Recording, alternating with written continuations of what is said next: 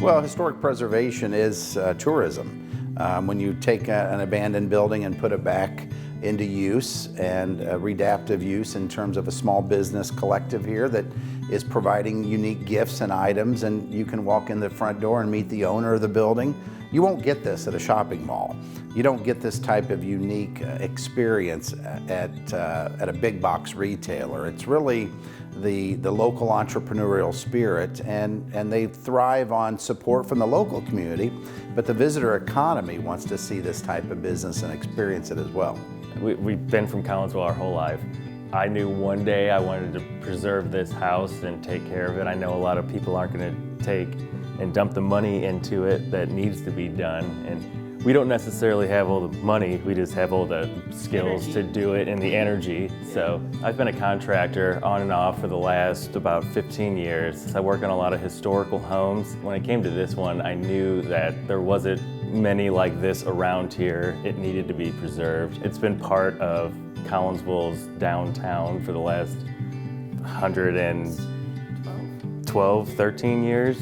And it's always been open to the public for the most part, so we wanted to make sure that we could preserve that and keep it going. So I'm sure you guys have seen the movie The Money Pit. We just watched it again the other night, actually. We watched it the week before we moved in, we watched it. For some reason, we're living it. Down here it was just a mess. It took us, I think, about 10 months from when we moved in to when the store was able to open. So a long 10 months, while planning a wedding also. I'm Afton Dusek. I am the owner of Belle and Being. I rent out the first floor from Jeremey and Bailey, and this is my husband, Gerald. I think I was going to say I lift all the heavy objects and reach all the high places and do whatever I can to help.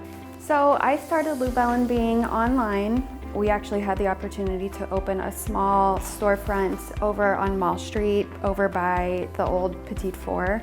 Since moving in here, it definitely has gotten us to draw in more customers from across the river, and from Edwardsville, from Troy.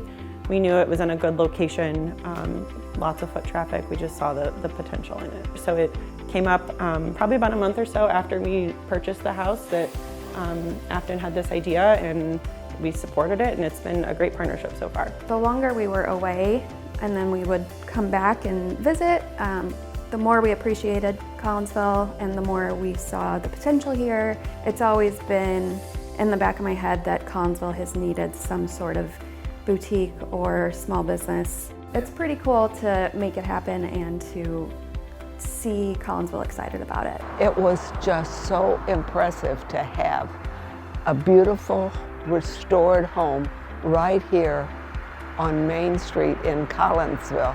It was truly amazing, and they did everything first class.